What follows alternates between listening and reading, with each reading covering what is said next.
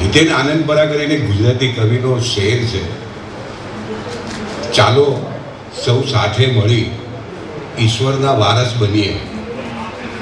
ચાલો સૌ સાથે મળી ઈશ્વરના વારસ બનીએ. શરત બસ એટલી જ છે, સૌ પ્રથમ માણસ બનીએ.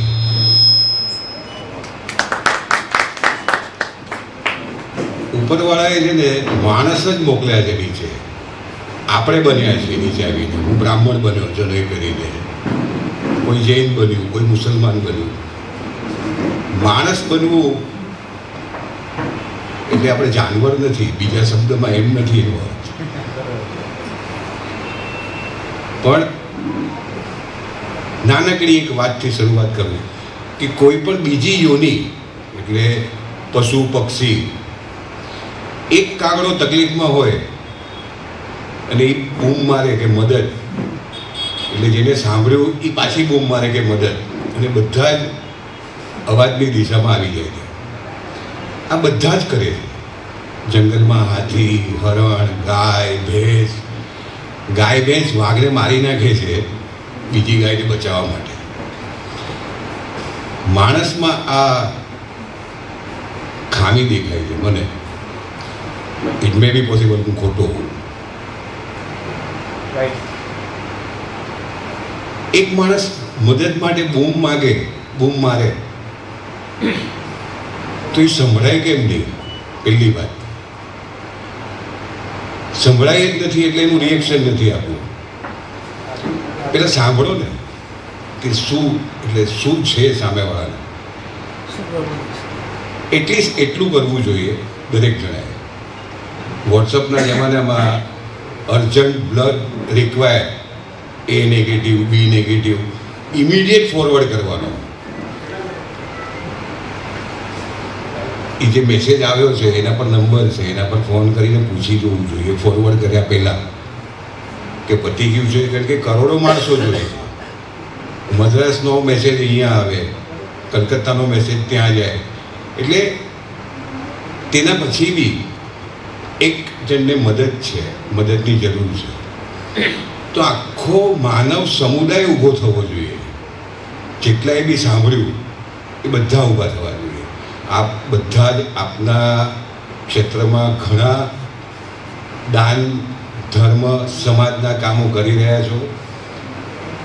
કોઈ બી ચીજ પર્સનલી નથી, એક જાહેર મારું મંતવ્ય છે, આ મારો વિચાર છે, મારી સ્ટડી છે.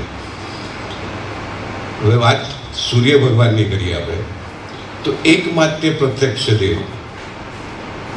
હું કોઈ બીજા દેવી દેવતાઓનું જરા બી અપમાન નથી કરતો, પણ આના સિવાય કોઈ દેખાયા? આના સિવાય કોઈએ આપણી જે પહેલા શ્વાસથી છેલ્લા શ્વાસ સુધીની જરૂરત છે એ પૂરી કરી? કોણે કરી? આંખને પ્રકાશ જોઈએ છે, પ્રકાશ દ્વારા ઓક્સિજન મળે છે. જે હાઈલી જરૂરત છે શરીરને, એ ફક્ત અને ફક્ત સૂર્ય પાસેથી મળે છે આપણને. હિન્દુ શાસ્ત્રમાં આરોગ્યના દેવ કહેવામાં આવ્યા છે. સૂર્યદેવની આરાધનાથી આરોગ્ય સુધરે છે. હું છેલ્લા 20 વર્ષથી ચોવિયાર કરું છું.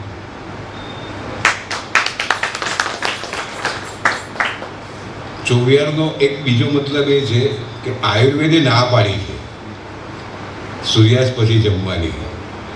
આપણે શહેરમાં છીએ ને એટલે આપણને સૂર્યાસ્ત સમજાતો નથી.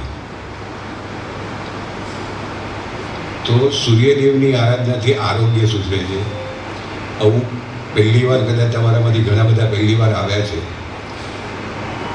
નિવેદન કરીશ કે એટલીસ્ટ રવિવારે આવો. 3 ટાઈમ અહીંયા રોજ હવન થાય છે. હવનમાં ભાગ લ્યો. હવે મુખ્ય 3 વાત. સૂર્યનારાયણની જે વેહિકલ છે, રથ છે, એ એક વ્હીલનો રથ છે. ઘણાને કદાચ નહીં ખબર હોય, અને ખબર હશે તો સારી વાત છે. એક જ વ્હીલ. સર્કસમાં જોયું છે આપણે એક વ્હીલનું વેહિકલ. બહાર ક્યાંય જોયું? કોઈની હિંમત છે ચલાવવાની? 7 ઘોડા છે, 7 બેકાબુ છે. એને કાબૂમાં લેવા માટે સારથી છે, તો સારથીનું શરીર અડધું છે, હેન્ડીકેપ છે. આરટીઓના રૂલ પ્રમાણે પાછળ લખવું પડે ડ્રાઈવર હેન્ડીકેપ. ફોર્થ, સારથીના હાથમાં જે લગામ છે એ સર્પની છે. સર્પને અને ઘોડાને દુશ્મની છે, બેમાંથી એક મરી જાય. આ 4 મુખ્ય કારણો. આ 4 કારણ આપણામાંથી કોઈની સાથે છે. આપણી પાસે કોઈ એક વ્હીલનું વ્હીકલ છે, આપણો ડ્રાઈવર હેન્ડીકેપ છે, આપણી બ્રેક ફેલ છે અથવા કંટ્રોલ વગરનું છે, એમાં આપણે બેસીએ અને એના પછી એમાં બેસવાનું કારણ શું? તો આખા બ્રહ્માંડમાં ઉર્જા આપવી છે. સમયસર મનુષ્યએ નક્કી કર્યો સમય કે આજે સૂર્યોદય એટલા વાગે થશે ને એટલા વાગે અસ્ત થશે, તો એ જ સમય થાય. સમયસર પહોંચી વળવા માટે આપણે સારામાં સારું વ્હીકલ વાપરીએ ને. 25-30 વર્ષનો અનુભવ હોય એવો ડ્રાઈવર રાખીએ આપણે. અહીંયા એવું કાંઈ નથી. 4 મેજર તકલીફ. તે છતાં પણ ક્યારે પણ કોઈ પણ પ્રકારનો રૂકાવટ નથી આવ્યો. એક મનુષ્યને જેટલા બી 5 તત્વોમાંથી શરીર બન્યા છે, ઝાડ, જાનવર, મનુષ્ય, આ બધાને ઉર્જા જે આપે છે એ સૂર્યદેવ છે. જેવો સૂર્યોદય થાય ને પછી ભલે તમે એસી બેડરૂમમાં આવો પણ તમને ખબર પડી ગઈ હોય કે સૂર્યોદય થયો. આપણે રિસીવ નથી કરવા જતા સૂર્યદેવની સામે સવારના સૂર્યોદયની પહેલાં ઉઠીને એટલી સામે જઈને ઊભા રહેવું જોઈએ કે આભાર, ખૂબ ખૂબ આભાર. એમણે ક્યારેય આપણને રિયલાઇઝ નથી કરાવ્યું કે આ હું કરું છું. આપણામાંથી ઘણા બધાને એવી આદત હોય કે તરત જ ઇમિડિયેટ પ્રેસ કોન્ફરન્સ બોલાવી છે કે મેં આ કર્યું. ભલે કર્યું. દેવને અનુસરવાની જરૂરી છે. એ જે રીતે કરે છે, if you want to shine like a sun, first you provide like a sun. જેવું પ્રોવાઈડ સમાજને આપવાનું ચાલુ કરશો ને તમે ઓટોમેટિકલી સૂર્ય બની જશો. કોઈ જ પ્રકારની શંકા કુશંકાઓ વગર સામે જે મદદ માંગવા આવ્યું છે એને મદદ કરો. સૂર્યનો સ્વભાવ છે. મોસ્ટ ઇમ્પોર્ટન્ટ, 125 વર્ષ પહેલાં બોઈસર દાણુ પાસે ચિંચણ કરીને ગામ છે. અમારા ટ્રસ્ટના હજી બી ત્યાં 3 મંદિર છે, સામુદ્રી માતાનું, શંકર ભગવાનનું અને મહાકૃષ્ણનું. ત્યાંના રહેવાસી મૂળ, એમને શરીર પર કોહટ થયેલો. તો ત્યારે કોઈ પુરોહિતને એમને પૂછ્યું કે મારે શું કરવું જોઈએ, એટલે એને સૂર્ય પૂજા સજેસ્ટ કરી. એના કહેવા પ્રમાણે એમને સૂર્ય પૂજા કરી અને થોડાક વખતમાં કોડ મટી ગયો ટોટલ. પાછા પુરોહિતજી પાસે ગયા કે હવે મારે શું કરવું જોઈએ. એટલે આપણે એક સૂર્ય યાગ કરીએ. યજ્ઞ કર્યો. જગ્યા આ સિલેક્ટ કરવામાં આવેલી. આ બી એમનો પ્લોટ હતો, બાજુમાં છે એ બી એમનો પ્લોટ હતો. તો અહીંયા યજ્ઞની જ્વાળામાં એમને આ સ્વરૂપ દેખાયું. અત્યારે જે સ્વરૂપ છે સૂર્યદેવનું એ એમને દેખાયેલું. પૌરાણિક કલ્પનાઓના જે સૂર્યના ફોટા છે એમાં બંને હાથમાં કમળ છે, આમાં એ નથી.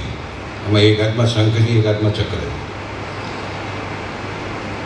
એમને દેખાયેલું, એમની પ્રેરણા હતી.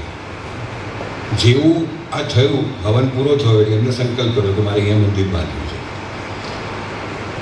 સમાજના કલ્યાણ માટે. સમાજનું આરોગ્ય સારું રહે, સૂર્યદેવની આરાધનાથી આરોગ્ય સારું રહે છે એ. અને એમની પાસે પોતાનો અનુભવ હતો. એટલે આ સરસ મજાનું સૂર્ય મંદિર આપણને આપીને ગયા છે. આપણે 30-40 કિલોમીટર, 50 કિલોમીટરની આજુબાજુમાં જ રહીએ છીએ મંદિરથી. ઘણા સાવ બાજુમાં બી રહેતા હશે એવું પણ 50 કિલોમીટરની જર્ની ઉર્જા લેવા માટે વાપરવી જોઈએ. કરી જુઓ, એટલીસ્ટ એક 9 રવિવાર આવી જુઓ, ફરક પડશે તમને. પોતાને અંદરથી એમ લાગશે કે તમે ચાર્જ થયા છો. મંદિરો, દેવસ્થાનો, ધર્મસ્થાનો આ બધા છે ને એકચ્યુઅલી ચાર્જર પોઈન્ટ છે. ત્યાં જઈને માણસ ચાર્જ થવો જોઈએ. મન્નત માની આવ્યા એની માટે મંદિર નથી. તમે મંદિર ગયા તો તમને કંઈક, તમે ભગવાનને મળવા ગયા છો તો કંઈક તો પરિવર્તન આવે મગજમાં, શરીરમાં. નવ રવિવારમાં આની ગેરંટી. એક હિન્દુઇઝમમાં કહેવામાં આવે છે કુંડલીની જાગૃતિ. આનો અનુભવ તમે બધા કરશો જેટલા બી આવશે. કુંડલીની જાગૃત થશે ને થશે. હવે આવવાનું છે, 5-10 મિનિટ 15 મિનિટ બેસવાનું છે આસન લઈને નીકળ. આટલું જ કરવાનું, ફક્ત આટલું કરવાનું. ઉર્જાવાન થઈ જશો. તમારામાંથી ઘણા બધા મને તેજસ્વી દેખાય છે, જેની ઓરા એકદમ ક્લિયર છે. કહેવાની જરૂર નથી, એ દાનવી છે એનું પ્રૂફ છે. 3 ટાઈમ અહીંયા હવન થાય છે. સવારનો હવન સર્જનહાર એટલે બ્રહ્માજીનો છે, બપોરનો હવન શિવજીનો છે, નાશ કરતા છે, અને સાંજના વિષ્ણુ ભગવાન છે. આ હિન્દુઇઝમ પ્રમાણે છે, આપણે રિસ્પેક્ટ રાખીએ છીએ. પણ વાત સર્જનની છે. સવારના તમે ઉઠો ત્યારે સર્જન થાય. કમળ ખીલે, ભમરો ઉડવા માંડે, ગાય દોડું બધા જ દોડવા માંડે. તેવું સવાર એટલે સર્જન થયું. બપોરના તમે જુઓ તો 12 થી 4 સ્પેશિયલી મે મહિનામાં તો કોઈ બહાર ના નીકળે. કચ્છ, સૌરાષ્ટ્ર, રાજસ્થાન, યુપી 1 કલાકમાં ઇઝ નો મોર. જેવો એને ત્યાં મૂકી દીધો તડકામાં 50 ડિગ્રી. એટલે બપોરનો જે ટાઈમ છે એ નાશનો છે, અને સાંજનો છે એ પાલન કરતા. આ 3 ટાઈમ પણ સૂર્યનારાયણને યાદ કરશો ને, સવારના 6 થી 7ની વચ્ચે, બપોરે 11 થી 12ની વચ્ચે, અને સાંજના 6 થી 7ની વચ્ચે. ભગવાન પાસે કંઈ માગવું હોય ને તો આ 3 ટાઈમે આ ચીજ માગવી જોઈએ. અસતોમાં સદગમય, તમસોમાં જ્યોતિર્ગમય, મૃત્યુમાં અમૃતમ ગમય.